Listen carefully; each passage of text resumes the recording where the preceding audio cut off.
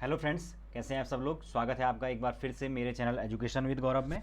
जैसा कि आप सब जानते हैं दोस्तों, उत्तराखंड लेक्चरर केमिस्ट्री के लिए हम तैयारी कर रहे हैं और उसी सीरीज़ में मैंने आपके बीच में जो रेडॉक्स वाला जो चैप्टर था वो डिस्कस किया था और उससे रिलेटेड जो क्वेश्चंस हैं वो आज हम कुछ इस वीडियो के अंदर डिस्कस करने वाले हैं। तो आप लोग वीडियो को ध्यान से देखिए, लास्ट तक बने रहिए मेरे साथ और चीज़ों को समझते हुए चलिए, ठीक है। तो चलिए दोस्तों, शुरू करते हैं हमारा आज का वीडियो। तो पहला क्वेश्चन जो आपके पास है दिया हुआ है, which among the following compounds when heated with K2Cr2O7 and H2SO4 gives a reaction other than its oxidations। तो यहाँ पर ये पूछ रहा है कि भाई ऑक्सीडेशन के अलावा कौन सी रिएक्शन दिखाता है जब K2Cr2O7 और H2SO4 जो है इन चार में से कंपाउंड के साथ गर्म किए जाते हैं।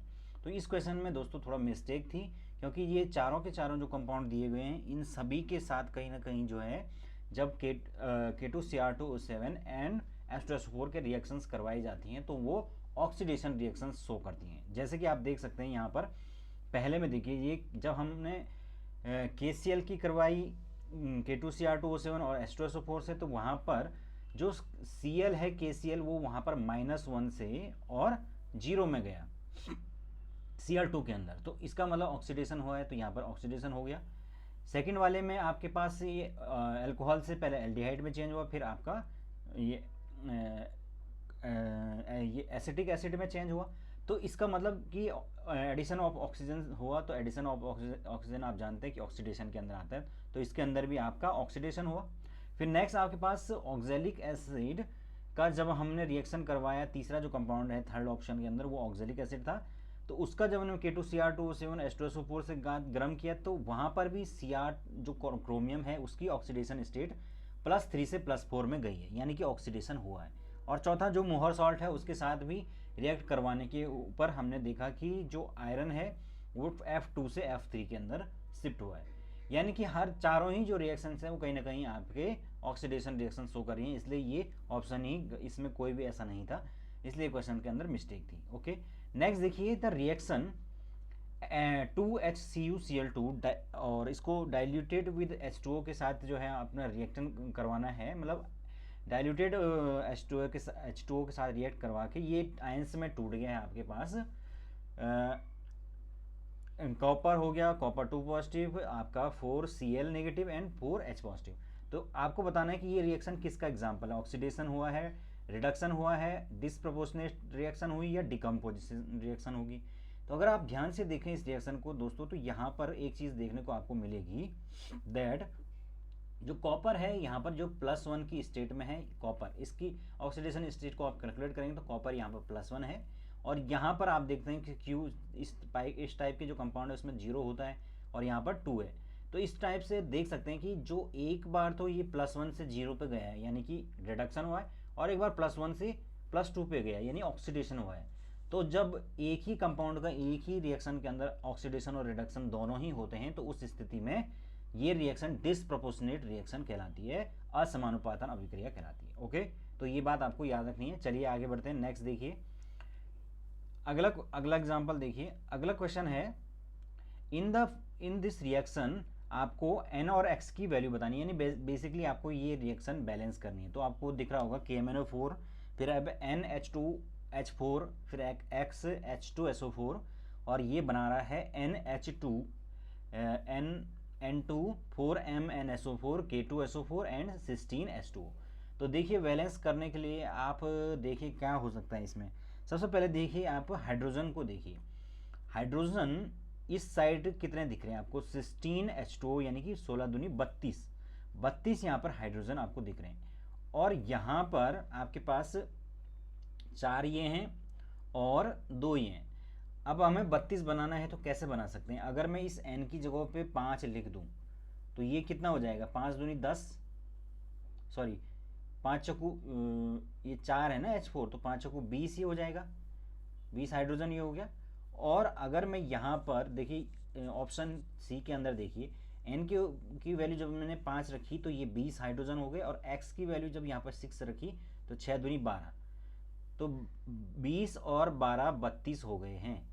ओके, तो वही वो कह रहा है कि N और X की क्या वैल्यू रखी जाए। तो अब यहाँ पर 32 हमारे पास हाइड्रोजन हो चुके हैं और इधर भी 16 दूनी 32 थे।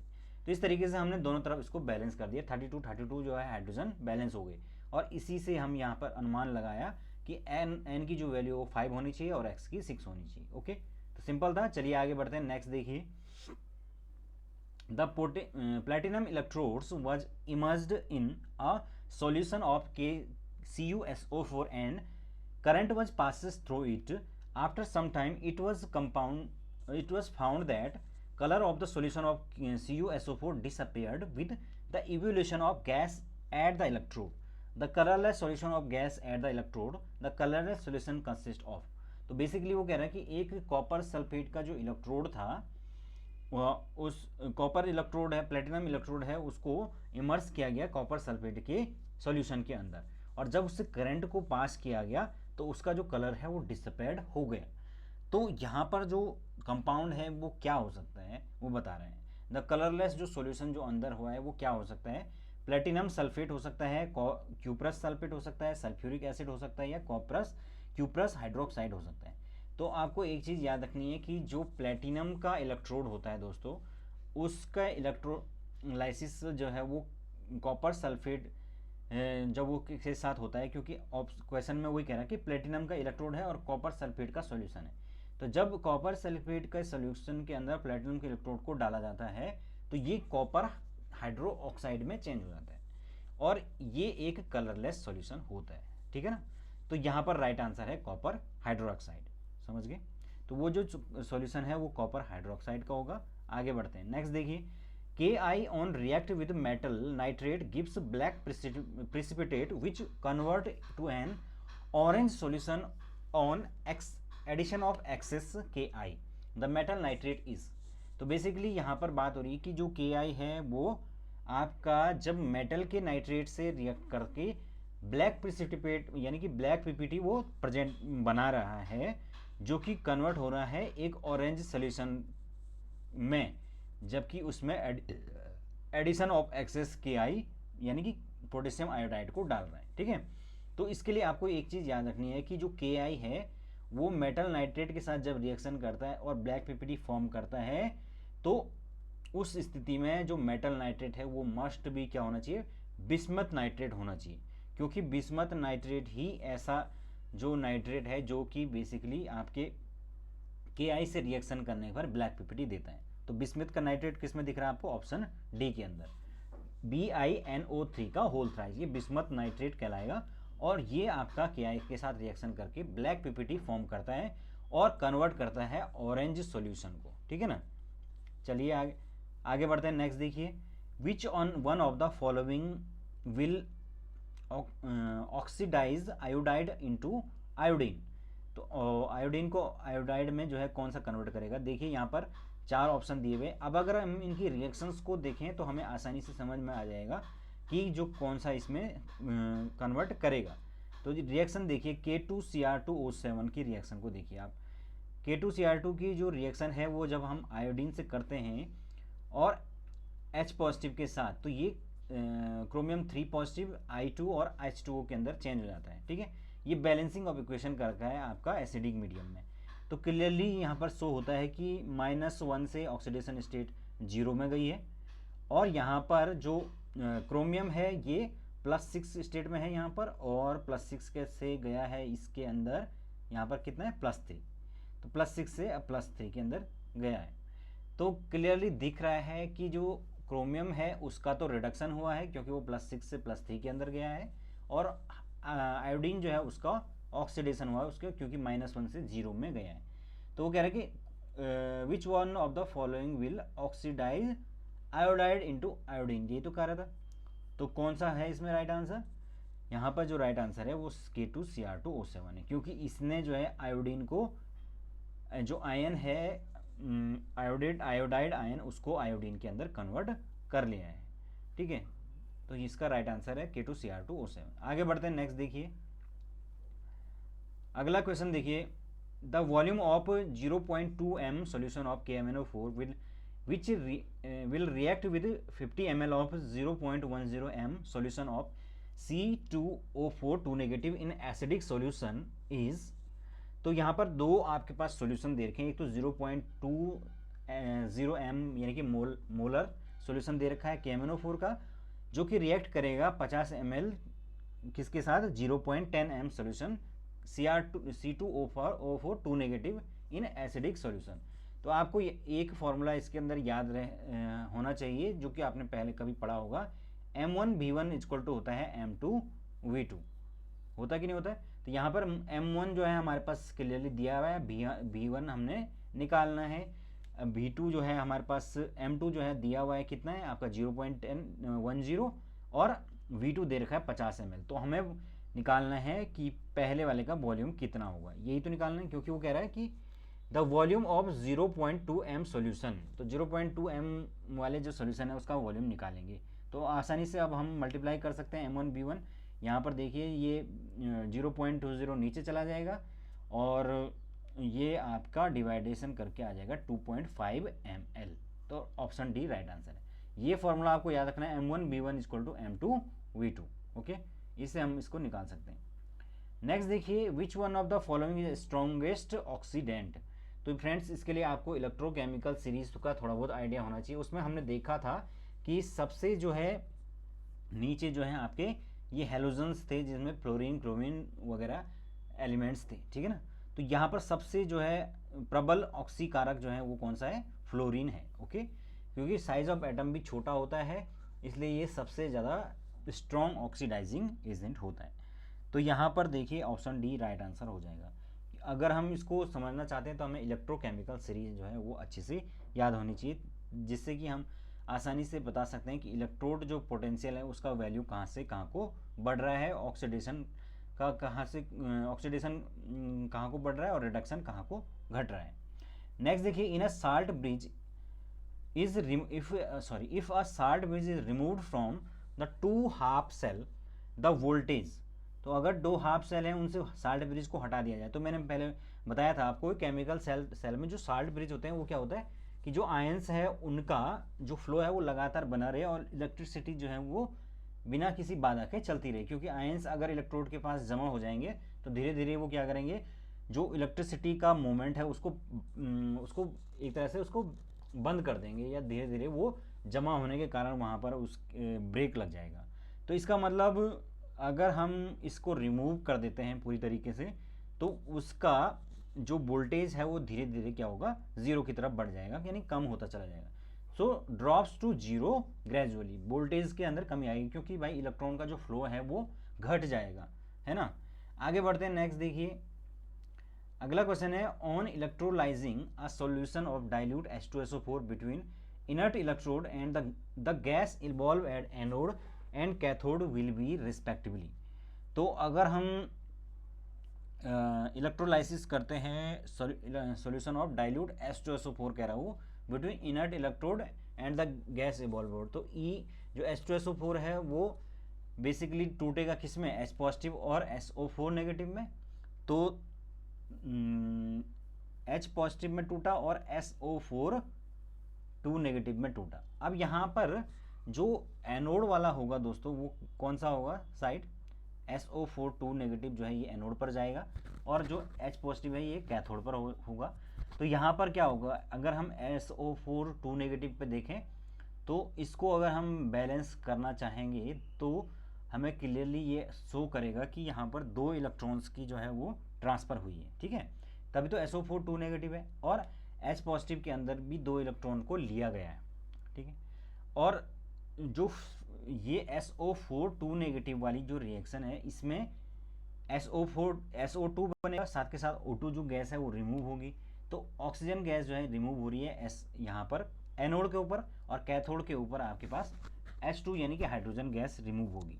तो वही वो कह रहा है कि एनोड और कैथोड पर रिस्पेक्टिवली क्या होगा, ये चीज़ हमें बतानी है, ठीक है। तो एनोड पर आपका ऑक्सीजन गैस रिमूव होगी और कैथोड पर H2 गैस रिमूव होगी। तो किस में दिख रहा है, इसमें ऑप्शन ए के अंदर ये चीज़ दिख रही है कि एनोड पर ऑक्सीजन रिमूव होगी और उस पर हाइड्रोजन रिमूव होगी। देखिए H2SO4 टूटेगा 2H पॉजिटिव और SO4 2 नेगेटिव में, और H पॉजिटिव को हम कैसे लिख सकते हैं, एट SO4 2 नेगेटिव जो है ये आपके एनोड पर जाएगा। एनोड पर कैसी रिएक्शन होगी, अगर हम इन दोनों को बैलेंस करें तो यहाँ पर देखिए SO2 गैस और O2 गैस जो ऑक्सीजन है वो रिमूव हुई और चूंकि यहाँ पर 2 नेगेटिव है तो इसलिए इस साइड भी 2 नेगेटिव लगाना पड़ेगा बैलेंस करने के लिए, तो इसलिए 2 इलेक्ट्रॉन्स को के 2 इलेक्ट्रॉन्स इसमें निकले। ठीक है, कैथोड पर बात करें तो क्या हुआ, जो हाइड्रोजन H पॉजिटिव आयन है उसने 2 इलेक्ट्रॉन्स को लेकर H2 गैस के अंदर ये चेंज हो गया। तो यहाँ पर आप देख सकते हैं कि जो H पॉजिटिव आयन है वो H2 गैस बना रहे हैं और SO4 2 नेगेटिव आयन जो है हाइड्रोजन ऑक्सीजन गैस को रिमूव कर रहे हैं। ओके, चलिए आगे बढ़ते हैं। नेक्स्ट देखिए, in alumino thermite process AL act as. तो एल्यूमिनो थर्माइट प्रोसेस क्या होता है, एल्यूमिनो जो थर्माइट प्रोसेस है दोस्तों, उसमें बेसिकली क्या होता है, ये बात आपको याद रखना है कि जो Fe2O3 होता है उसका जब हम एल्युमिनियम से रिएक्शन कराते हैं तो ये आपका एल्युमिनियम ऑक्साइड के अंदर और साथ के साथ जो आयन Fe है उसमें ये टूट जाता है। तो जो एल्युमिनियम की ऑक्सीडेशन स्टेट है वो 0 से 3 में चेंज हो जाती है। तो अगर हम ऑक्सीडेशन स्टेट में इंक्रीज देखते हैं तो उसको क्या कहते हैं, ऑक्सीडेशन कहते हैं। इसीलिए जो एजेंट जो वो काम कर रहा है जिसके माध्यम से वो हुआ है वो आपका रिड्यूसिंग एजेंट कहलाएगा। इसलिए राइट आंसर ऑप्शन बी है। कुछ इस प्रकार से रिएक्शन होती है। देखिए, एल्युमिनियम थर्मेट प्रोसेस के अंदर जो Fe2O3 है ये आपके पास एल्युमिनियम से रिएक्ट करके Fe के अंदर चेंज हो जाता है और Al2O3 यानी एल्युमिनियम का ऑक्साइड बनता है। तो यहाँ पर 0 से 3 में जो है एल्युमिनियम गया है और इसने जो है आपके इसका जो है ऑक्सीडेशन किया है और ये सामने वाले को क्या करेगा, रिड्यूस करेगा। तो ये रिड्यूसिंग एजेंट कहलाएगा। ठीक है, तो इसलिए ऑप्शन बी यहाँ पर राइट आंसर है। चलिए आगे बढ़ते हैं। देखिए, aluminium act as a reducing agent due to increase oxidation state of Ai metal. तो Ai जो मेटल है, एल्युमिनियम मेटल है, उसकी ऑक्सीडेशन स्टेट में इंक्रीज होने के कारण ये एक रिड्यूसिंग एजेंट कहलाएगा। आगे देखिए, which of the following reaction represent the oxidation of chromium. तो ऑक्सीडेशन किसके अंदर हुआ है इसमें देखिए आप, फर्स्ट के अंदर देखिए CrO4 2 negative plus 2H positive Cr2O7 2 negative plus H2O। तो यहाँ पर अगर आप गौर से देखेंगे तो CrO4 2 नेगेटिव में इसके ऑक्सीडेशन स्टेट कैलकुलेट करें कितना होगा, 4 दूनी 8 और 2 माइनस चला गया उधर की साइड जाएगा तो 8 में से 2 गया, कितना होगा ये माइनस के 2 और प्लस के 6 है ना। तो फ्रेंड्स यहाँ पर जो क्रोमियम की स्टेट आ रही है वो आपकी प्लस के 6 आ रही है और यहाँ पर कितनी आ रही है, यहाँ पर वही है 2 और 7 दूनी 14 और उसमें से 2 गया 12 और 12/2 6। तो यहाँ पर भी प्लस 6 आ रही। तो इसका मतलब यहाँ से यहाँ में तो कोई भी चेंज नहीं हुआ। बी वाले में देखते हैं Cr2 यानी कि 2x प्लस और ये हो गया आपका 3 दूनी 6 उधर गया तो आपका हो गया 6 और बाई 2 यानी कि +3। तो इसके अंदर आ रही है +3 और ये वाला CrO4 2 नेगेटिव ये अभी हमने बात की, यहाँ पर होता है +6। तो आप देख सकते हैं कि यहाँ पर +3 से +6 में गया है। तो यही आपका क्रोमियम का जो है ऑक्सीडेशन शो कर रहा है। वही वो पूछ रहा है कि ऑक्सीडेशन ऑफ क्रोमियम किस में हो रहा है, तो ऑप्शन बी यहाँ पर राइट आंसर हो जाएगा। चलिए आगे बढ़ते हैं। नेक्स्ट देखिए, अगला क्वेश्चन है आपके पास, the value of N in the reaction. तो N की जो वैल्यू है वो इस रिएक्शन के अंदर कितनी होगी हमने बताना है। ठीक है, तो इसमें बेसिकली आपको बैलेंसिंग ऑफ इक्वेशन करना है। बैलेंसिंग ऑफ इक्वेशन करेंगे तो हमें आसानी से ये समझ में आ जाएगा। तो देखिए Fe जो है Fe यहाँ पर 2 है पॉजिटिव है और यहाँ पर 3 पॉजिटिव है। तो हम क्या करें इसको, अगर हम N की इसमें चारों ऑप्शन देखिए, अगर मैं इसको 2 रखता हूँ तो ये 2 हो जाएगा, ये 2 हो जाएगा, तो बैलेंस तो नहीं हो रहा है। अगर मैं इसको 4 रखता हूँ तो ये हो जाएगा 4 और ये 4। ठीक है, तो उस स्थिति में चार्ज बैलेंस हो रहा है, 4 दूनी 8 और 4 3 12 नहीं हो रहा है। अगर मैं इसको 6 कर दूं तो 6 करने पर आपके पास यहाँ पर हो जाएगा N की जगह पर 6 हो गया और यहाँ पर भी हो जाएगा 6। तो 6 दूनी 12 और 6 3 8। यहाँ पर देखिए 6 दूनी 12 हो, चार्ज जो है यहाँ पर ये 12 हो गया और यहाँ पर 18 हो गया ना, तो 18 चार्ज ये हो गया और 3 दूनी 6 ये हो गया। टोटल कितना चार्ज हो गया यहाँ इधर साइड तो 24 हो गया। और इधर को देखिए आप कि 6 दूनी 12 ये हो गया और 14 ये हो गया।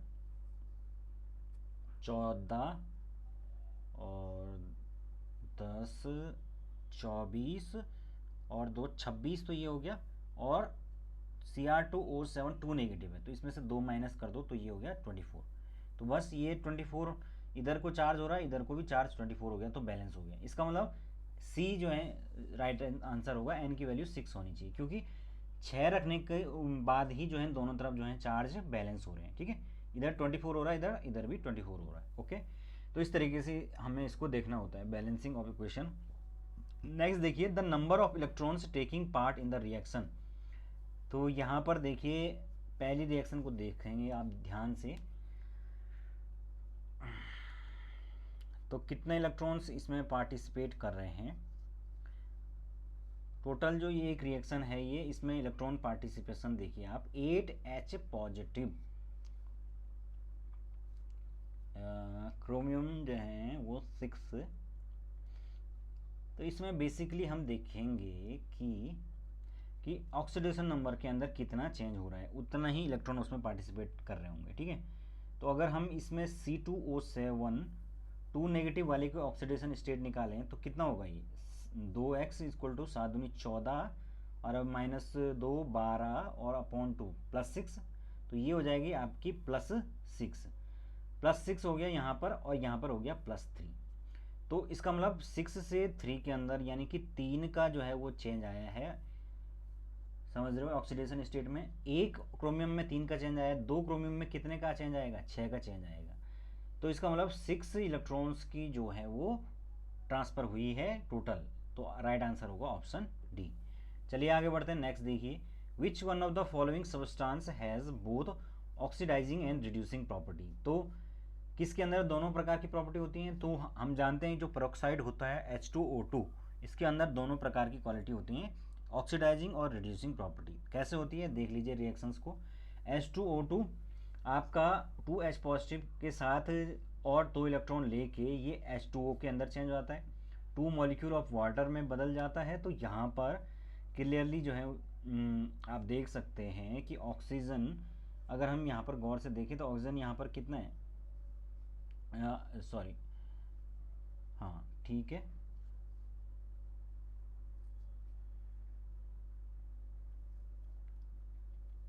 हम्म हम्म हम्म 2x और ये हो गया 2x और ये 2H2O2, इसमें 2 नेगेटिव है ना, इसमें जो है वो आपका H2 2 नेगेटिव पे होगा और यहाँ पर इसका +1 पे आ गया, तो नेगेटिव से पॉजिटिव में गया, तो यहाँ पर हो गया ऑक्सीडेशन और इस वाले में जो है वो ऑक्सीजन का हो गया रिडक्शन। ठीक है, तो इस प्रकार से जिसमें रिडक्शन होगा वो ऑक्सीडाइजिंग प्रॉपर्टी शो करेगा और जहाँ पर ऑक्सीडेशन होगा वो रिड्यूसिंग प्रॉपर्टी शो करेगा। इस तरीके से बोथ ऑक्सीडाइजिंग और रिड्यूसिंग प्रॉपर्टी दोनों को शो करता है H2O2। चलिए आगे बढ़ते हैं। Next, number of electrons and taking part in the following chemical equation is. तो ये एक केमिकल इक्वेशन है, इसमें कितने इलेक्ट्रॉन पार्ट ले रहे हैं, अगेन वही पूछ रहा है वो कितने इलेक्ट्रॉन्स इसमें। तो यहाँ पर भी हमें देखना पड़ेगा बैलेंस करके टोटल कि क्या हो सकता है, यहाँ पर कितने इलेक्ट्रॉन हो सकते हैं। देखिए इसको ध्यान से, ये हो गया आपका इस साइड हमारे पास चार्ज को देखिए, 12 जो हैं आपके पास चार्ज हैं यहाँ पर, और यहाँ पर 2 चार्ज है। देखिए ध्यान से 12 OH नेगेटिव, तो यानी कि इधर हो गया 12, इस पर तो कोई चार्ज नहीं है, इधर इस पर देखिए 2 O नेगेटिव है ना, तो 2 चार्ज हो गया इस पर कोई चार्ज नहीं है। यहाँ पर हम कितना लगाएं, अगर 10 लगा दें तो 2 नेगेटिव ये हो गया और ये 10 ये हो गया, यानी 10 नेगेटिव हो गया, तो टोटल 12 जो है आपके पास चार्ज हो जाएगा। इधर भी जो है वो 12 नेगेटिव है और इधर भी 12 नेगेटिव है, तो इसका मतलब दोनों तरफ बैलेंसिंग ऑफ इक्वेशन हो जाएगी अगर यहाँ पर मैं n इक्वल टू 10 लगा दूँ। ठीक है, तो बेसिकली इसमें सारा बैलेंस है, केवल चार्ज बैलेंस नहीं है, उसके लिए हम इसको लगाते हैं। आगे बढ़ते हैं। Next, how many moles of Fe2 positive are oxidise by 1 mole of MnO4 negative ions in acid medium. तो एसिडिक मीडियम में अगर आपको इसके जो आयंस Fe2 पॉजिटिव जो है उसको उसका जो है ऑक्सीडाइज करना है, तो कितने मोल की रिक्वायरमेंट होगी Fe2 पॉजिटिव की, अगर MnO4 नेगेटिव आयन को एसिडिक मीडियम में ऑक्सीडाइज करना है। तो उसके लिए आपको ये रिएक्शंस जो है इसकी देखनी पड़ेगी, ये वाली, जिसके अंदर आप देख सकते हैं कि FeSO4 यानी कि Fe2 पॉजिटिव आयन की बात हो रही, तो FeSO4 से ही वो Fe2 पॉजिटिव आयन आएगा। उसके जब हमने KMnO4 और, क्योंकि MnO4 से बोल रहा हूँ ना, तो KMnO4 से होगा। और SO4 क्यों आया, क्योंकि एसिडिक मीडियम में रिएक्शन कराने की बात हो रही। तो ये टोटल Fe2SO4 3 के अंदर चेंज हो गया और 2MnSO4 बनेगा, साथ के साथ K2SO4 और H2O में ये टूट गया। तो बैलेंस करने पर यहाँ पर 5 आपके Fe2SO4 3 बनेगा। तो इसका मतलब 5 मोल जो हैं आपके Fe2 के जो है रिक्वायर्ड होंगे, क्योंकि इसको अगर हम तोड़ेंगे आयंस में, इसको अगर हम आयंस में यहाँ पर तोड़ें तो ये Fe2 पॉजिटिव और SO4 3 2 नेगेटिव के अंदर टूटेगा, ठीक है। तो इसीलिए यहाँ पर Fe2 पॉजिटिव टू मतलब 5 जो है मॉलिक्यूल की जरूरत पड़ी, 5 मोल्स की Fe2 पॉजिटिव की, ठीक है। आगे बढ़ते हैं। विच of the following reaction is a redox reaction. Redox reaction कौन सी है इसमें, देखिए ध्यान से। तो रिडॉक्स रिएक्शन कौन सी होती है, जिसमें कि ऑक्सीडेशन और रिडक्शन एक साथ हो रहे होंगे। तो देखिए किस में हो रहा है यहाँ पर, फर्स्ट वाले में आपका नहीं,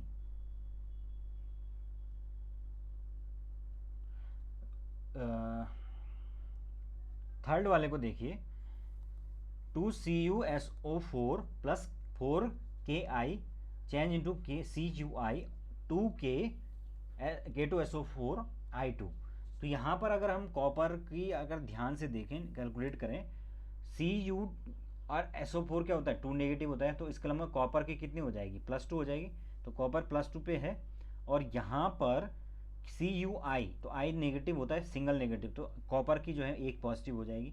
तो 2 से आपका +1 पे गया, +2 से +1 पे क्या हुआ, डिक्रीज इन ऑक्सीडेशन नंबर, और डिक्रीज इन ऑक्सीडेशन नंबर का मतलब रिडक्शन हुआ है।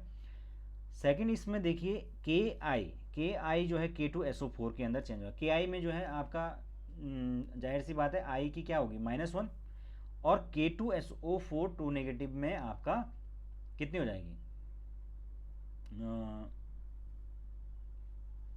I की देख रहे हैं ना हम यहाँ पर Ki, तो I की यहाँ पर नेगेटिव है, और यहाँ पर SO4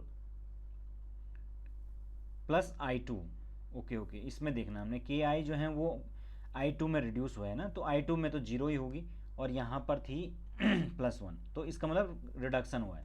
यहाँ पर हुआ था ऑक्सीडेशन और यहाँ पर हुआ रिडक्शन। तो जब ऑक्सीडेशन और रिडक्शन एक साथ होते हैं तो उसको रिडॉक्स रिएक्शन कहते हैं, ठीक है। तो ये ऑप्शन सी यहाँ पर राइट आंसर है। चलिए आगे बढ़ते हैं। ऑक्सीडेशन नंबर दोस्तों आपको निकालना बहुत इंपॉर्टेंट है, तभी आप इस प्रकार के क्वेश्चंस को कर पाएंगे, ठीक है। चलिए आगे बढ़ते हैं। नेक्स्ट देखिए, ये देखिए कुछ इस प्रकार से यहाँ पर हो रहा था। कॉपर जो सल्फेट है उसका +2 से ये +1 में आ रहा है, और यहाँ पर आयोडीन जो है वो -1 से 0 के अंदर जा रहा है, ठीक है। चलिए आगे बढ़ते हैं। Increase in the oxidation number और डिक्रीज इन द, ये रिडक्शन हो रहा था, ये ऑक्सीडेशन हो रहा था। इन द रिएक्शन, यहाँ पर एक रिएक्शन देखिए, अगेन यहाँ पर भी बैलेंसिंग ऑफ इक्वेशन है कि n और x को किस प्रकार से बैलेंस किया जाए। तो देखिए यहाँ पर क्या हो सकता है, n की वैल्यू ध्यान से देखिए। अगर मैं इसको 2 करता हूँ तो ये 2/2 हो जाएगा, 2/2 1 हो जाएगा, और उस स्थिति में आयोडाइड जो है वो बैलेंस नहीं हो पाएगा, क्योंकि इधर जो है n की वैल्यू 2 हो जाए, 2 आई नेगेटिव आयन हो जाएंगे, इधर तो एक भी नहीं रहेगा, एक ही रहेगा। अगर मैं 3 लिखता हूँ तो ये 3/2 यानी कि पॉइंट में आएगा, इसको भी नहीं हो सकता है। 5 करता हूँ तो 5/2 होगा, ये भी पॉइंट के अंदर आएगा वैल्यू, तो ये भी गड़बड़ हो जाएगा। अगर मैं 6 करता हूँ यहाँ पर, तो 6 देखिए, 6 करूँगा तो ये 3 हो जाएंगे आयोडाइड, यहाँ पर भी 6 हो गया, तो 6 आयो नेगेटिव, तो ये हो गया 6/3 यानी 3, और 3 I2 यानी कि 3 दूनी 6 जो है आयोडीन हो गए, और यहाँ पर 6 भी आयोडीन हो गए। तो इस तरीके से यहाँ पर 6 बैलेंस हो गया। और दूसरा है यहाँ पर 14 यहाँ पर रखेंगे तो 14 H पॉजिटिव हो जाएंगी, और यहाँ पर इस साइड जो है हमारे पास टोटल 14 तो ये एच पॉजिटिव हो गए और 2 इसमें negative charge, sorry 6 negative charge यहाँ से 6 और 2 8, 8 में नेगेटिव चार्ज ये माइनस हो गए, तो 8 और 6 14, तो 6 आपके पास टोटल चार्ज रह जाएगा। और इस साइड आपके पास कितना चार्ज है, 3 इंटू 2 यानी कि 6। तो इस तरीके से चार्ज भी बैलेंस हो गया। तो 6 और 14 ही इसमें राइट आंसर होना चाहिए। चलिए आगे बढ़ते हैं, नेक्स्ट देखिए।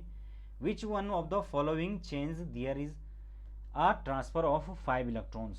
5 इलेक्ट्रॉनों का ट्रांसफर किस में हो रहा है, तो ऑक्सीडेशन नंबर के अंदर 5 का चेंज आ रहा होगा, तो 5 इलेक्ट्रॉन का ऑक्सीडेशन हो रहा होगा। तो यहाँ पर जो सही उत्तर है दोस्तों वो कौन सा है, ऑप्शन डी वाला है। MnO7 2 negative change into Mn2 positive. Okay, अगर हम इसमें Mn की ऑक्सीडेशन स्टेट देखें तो कितना हो गया, 7 दूनी 14 और 14 2 उधर गया 12 हो गया, माइनस और माइनस और Mn। तो यहाँ पर हाँ, तो दोस्तों यहाँ पर जो Mn है ये अपनी मैक्सिमम मैंने बताया था ना कि 7 ऑक्सीडेशन स्टेट शो करता है, तो इसमें ये +7 ऑक्सीडेशन स्टेट जो है वो शो करता है, मैक्सिमम ऑक्सीडेशन स्टेट। और फाइनली जो Mn2 आएगा तो उसके अंदर तो इसकी क्योंकि +2 है तो +2 ऑक्सीडेशन स्टेट हुई, तो 7 से जो है 2 में गिरावट हुई, 7 से 2 में गिरावट होने पर 5 का जो है वो चेंज आएगा। तो वही वो कह रहा है कि 5 इलेक्ट्रॉन का चेंज किसके अंदर आएगा, तो राइट आंसर ऑप्शन डी है। चलिए आगे बढ़ते हैं, नेक्स्ट देखिए। Which one of the following oxy acid of the phosphorus reduce silver nitrate to silver metal. ठीक है, तो यहाँ पर ये हम आपके पास जो ऑक्सी एसिड्स हैं ये दिए हुए हैं, और इनमें हमें बताने की जो सिल्वर नाइट्रेट यानी कि AgNO3 है, इसको Ag के अंदर कौन सा जो है वो चेंज कर पाए। तो ये आपको याद रखना है दोस्तों, H3PO3 जो ये आपका एक ऑक्सी एसिड है आपका, ये आपका जब रिएक्ट करता है AgNO3 के साथ इन प्रेजेंस ऑफ H2O, तो ये Ag के अंदर उसको रिड्यूस कर देता है, साथ के साथ HNO3 देता है और H3PO4 रिमूव करता है।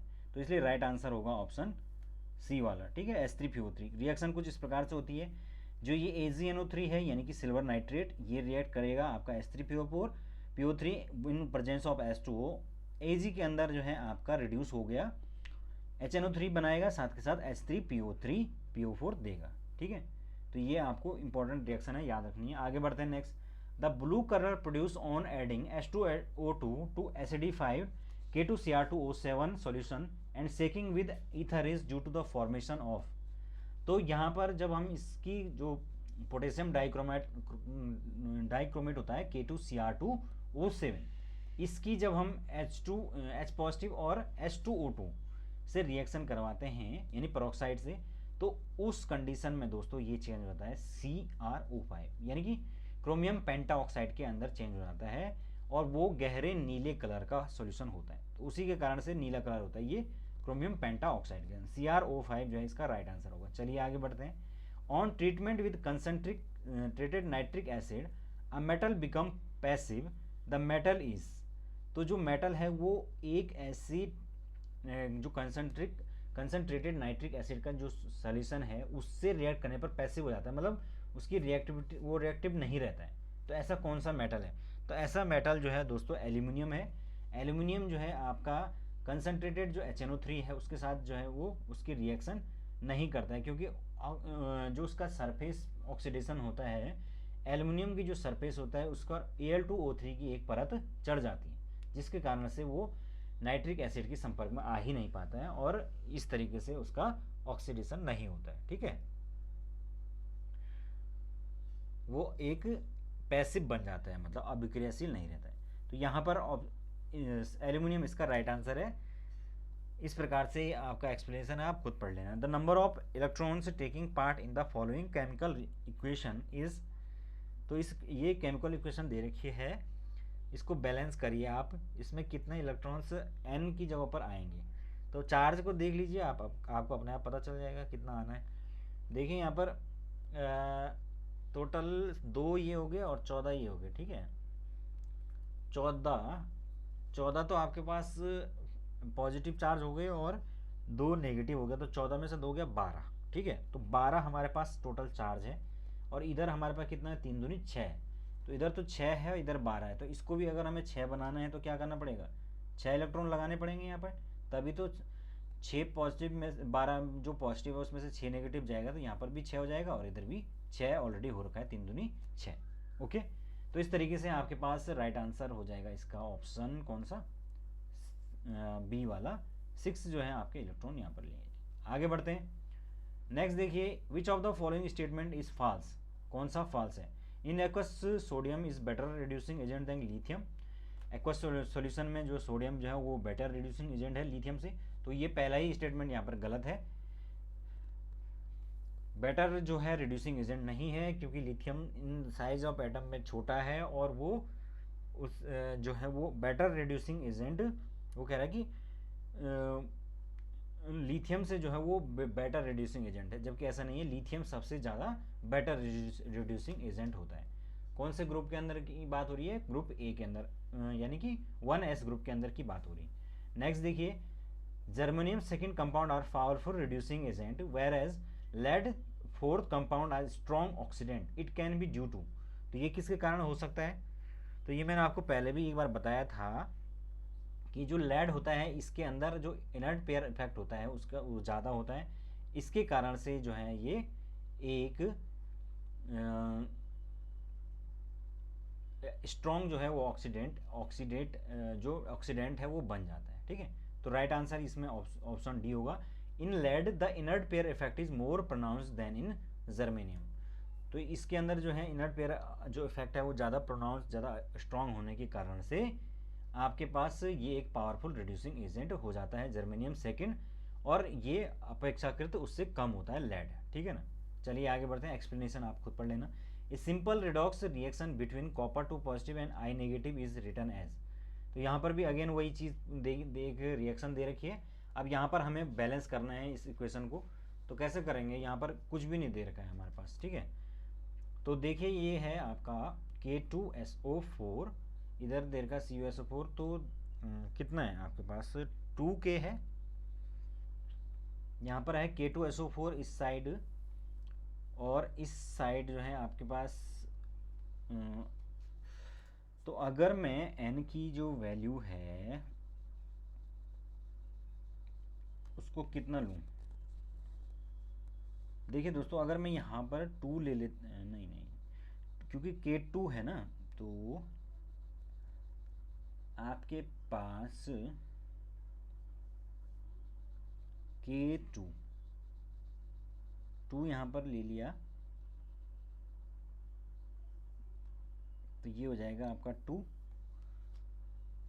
और इस स्थिति में जो I है वो भी आपके पास आयोडीन जो है उसकी जो वैल्यू है वो कितने हो जाएगी, यहाँ पर इधर तो 2 हो गई और इधर कितने हो गई, यहाँ पर तो आपके पास 1 है, तो इसको भी हम 2 बना लेते हैं। ठीक है, ये I2 की जो कॉन्सेंट्रेशन है वो कितनी, टोटल आपके पास 2KI हो गया। अब हमारे पास अगर हम इसको 2 करें तो हाँ, अगर मैं इसको 2 करूं तो ये SO4 जो है वो 2 हो जाएंगे, तो यहाँ पर जो है SO4 भी मुझे 2 करने पड़ेंगे, और कॉपर जो है यहाँ पर 2 हैं, यहाँ पर 2 हैं, बिल्कुल ठीक है। अब जो आयोडीन है, पोटेशियम है वो, अब यहाँ पर चूँकि 2 हो गया है तो 2 दूनी 4, पोटेशियम जो है वो 4 हो चुका है, तो इसको हमें 4 बनाना पड़ेगा वापस, तो ये 4 हो गया, ये 2 हो गया, ठीक है, 2 CuSO4, ये 4Ki हो गया, और यहाँ पर 2 CuI, और ये कितना रहेगा, ये 1 ही रहेगा, और ये 2 K2SO4, ये ठीक है। अब देखिए, आप बैलेंस करके देखते हैं, यहाँ पर कॉपर 2 है, यहाँ पर 2 है, बिल्कुल ठीक है, और यहाँ पर 4 है आयोडीन, यहाँ पर कितने हो गए, 2 और 2 4, बिल्कुल ठीक है, और SO4 2 है, यहाँ पर भी 2 है, बिल्कुल ठीक है, और K जो है वो यहाँ पर 4 है, यहाँ पर 4 है, बिल्कुल ठीक है। तो इस स्थिति में आपका बैलेंस हो गया। तो हमने देखा कि यहाँ पर M की वैल्यू जो है वो 2 आनी चाहिए, जो ये है आपका N दे रखा है इसकी आनी चाहिए 4, यहाँ पर जो P दे रखा है इसकी आनी चाहिए 2, क्यू दे रखा है उसकी देर आनी चाहिए 1 और फाइनली यहाँ पर 2 आनी चाहिए। तो इस तरीके से ये इक्वेशन जो है वो बैलेंस हो जाएगी। यहाँ पर 4 ऑप्शन दे रखे हैं, ये देखिए। तो यहाँ पर जो राइट आंसर है वो ऑप्शन फर्स्ट वाला है, क्योंकि यहाँ पर KuSO4 की 2 है, यहाँ पर 4 किस लिए आया, क्योंकि 4 यहाँ पर 2 लगाने के बाद 4 के हो रहे थे और इधर तो 2 ही हो रहे थे, तो इसलिए भी इसको 4 करने के लिए 4 से मल्टीप्लाई किया, ठीक है। बाकी आयोडीन बैलेंस है, बाकी सारे बैलेंस हो गए। नेक्स्ट देखिए, disodium salt of hydrophosphoric acid is prepared. तो हाइड्रोफॉस्फोरिक एसिड का जो डाइसल्फोनियम सॉल्ट है वो कैसे प्रिपेयर होता है, तो उसके लिए जो फॉस्फोरिक अम्ल है उसका ऑक्सीडेशन करवाना पड़ता है विद रेड फॉस्फोरस। ओके, तो यहाँ पर जो राइट आंसर है वो ऑप्शन फर्स्ट है, oxidation of red phosphorus with sodium chloride at room temperature. और रिएक्शन कुछ इस प्रकार से होती है इसकी, H4P2O6, इसको कहते हैं हाइपोफॉस्फोरिक अम्ल, इसका ऑक्सीडेशन कराया रेड फॉस्फोरस की प्रेजेंट में, तो ये Na2H2P2O6 के अंदर चेंज होगा। इसी को बोलते हैं आपका disodium salt of hypophosphonic acid. Disodium देख रहा होगा आपको, 2 सोडियम लगे हुए हैं इसमें। नेक्स्ट देखिए, which of the following react with Cl2 to produce bleaching powder. तो जो ब्लीचिंग पाउडर होता है दोस्तों वो कैसे बनता है, आपके पास जो बुझा हुआ चूना होता है, बुझा हुआ चूना यानी कि आपका सेक्ड लाइम, उसका फॉर्मूला मैंने आपको बताया था क्या होता है, कैल्शियम हाइड्रोक्साइड। इसका जब हम रिएक्शन कराते हैं Cl2 के साथ तो ये आपका चेंज होता है CaOCl2, और CaOCl2 ही इसी को हम क्या कहते हैं, ब्लीचिंग पाउडर कहते हैं। तो ब्लीचिंग पाउडर का फॉर्मूला भी आपको याद रखना है, CaOCl2, ठीक है। तो ये आपका ब्लीचिंग पाउडर के नाम से जाना जाता है। और जब अगर आपको ये पता होगा कि CaOCl2 जो है वो ब्लीचिंग पाउडर, तो आप आसानी से बता सकते हैं कि कैल्शियम हाइड्रो जो ऑक्साइड है उसके साथ जब हम क्लोरीन की रिएक्शन कराते हैं तो वो ब्लीचिंग पाउडर के अंदर चेंज हो जाता है। ऑप्शन ए ही इसका राइट आंसर था। चलिए आगे बढ़ते हैं। नेक्स्ट देखिए, out of the following reaction which is the different कौन सा है इसमें। तो पहला देखिए, Mg0 से आपका चेंज हो रहा है +2 के अंदर, ठीक है। यहाँ पर -3 से -4 के अंदर जा रहा है, +2 से +3 के अंदर जा रहा है, और -2 से 0 के अंदर जा रहा है। तो आपको दिख रहा होगा क्लियरली कि इसमें जो चेंज है वो इंक्रीज किस में हो रहा है, केवल बी वाले में हो रहा है, -2 से 0 में। तो ये इंक्रीज हो रहा है, इसका मतलब ये ऑक्सीडेशन है। ओके, बाकी सारे कमी हो रही है तो ये रिडक्शन हो गए। तो डिफरेंट कौन सा हुआ, ऑप्शन बी वाला डिफरेंट हो गया। चलिए आगे बढ़ते हैं। अगला क्वेश्चन देखिए, of the following reduction process. तो इसमें आपका रिडक्शन कौन सा प्रोसेस है, तो ये बताने की ज़रूरत नहीं है, रिडक्शन मैंने कई बार बता दिया, जिसमें कि ऑक्सीडेशन स्टेट में डिक्रीज हो रही है। तो यहाँ पर आपको दिख रहा है कि 3 + 3 से जो है वो 0 में जा रहा है, तो आपका डिक्रीज हो गया। इसमें आपका +2 से आपका जा रहा है किसमें, 0 में जा रहा है, तो ये भी आपका डिक्रीज हो गया। 5 जो है यहाँ पर है +5, और P मतलब फॉस्फोरस की बात हो रही है, और यहाँ पर P जो है सिंगल है तो इसका मतलब 0 है, तो इसका मतलब डिक्रीज हो रहा है। और 4 वाले में आपका लेड को देखिए, लेड का कितना हो सकता है यहाँ पर, क्योंकि O है यानी -2 होगा, यानी कि +2 होगा, तो O का +2 है और +2 से ये 0 में जा रहा है, तो इसमें भी डिक्रीज हो। तो चारों के चारों ऐसे हैं जिनके अंदर रिडक्शन प्रोसेस हो रही है, ठीक है। तो चारों यहाँ पर राइट आंसर है, ऑप्शन ए बिल्कुल सही हो जाएगा इसका। ओके, चलिए आगे बढ़ते हैं। अगला है आपके पास, excess of NaOH will separate.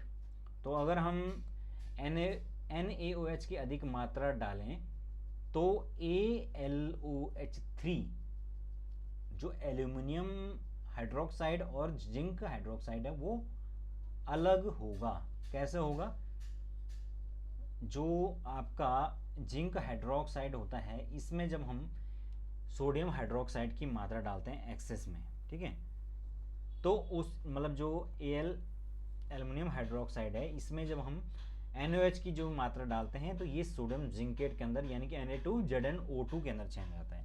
उसी प्रकार से अगर हम NaOH की जो एक्सेस मात्रा है वो ZnOH2 के अंदर मिला देते हैं तो उस स्थिति में भी वो आपका किसके अंदर चेंज आता है, Na2ZnO2 के अंदर चेंज आता है और वाटर लिबरेट करता है। तो दोनों स्थिति में आपका एक्सेस मात्रा में जो है आपके सोडियम हाइड्रोक्साइड डाला जाता है, ठीक है। तो ऑप्शन ए यहाँ पर राइट आंसर है। तो चलिए इस वीडियो के अंदर इतना ही क्वेश्चंस जो है डिस्कस करते हैं, काफ़ी लंबा वीडियो हो जाएगा नहीं तो। तो अभी के लिए इतना काफ़ी है। थैंक यू सो मच दोस्तों, हैव अ गुड डे।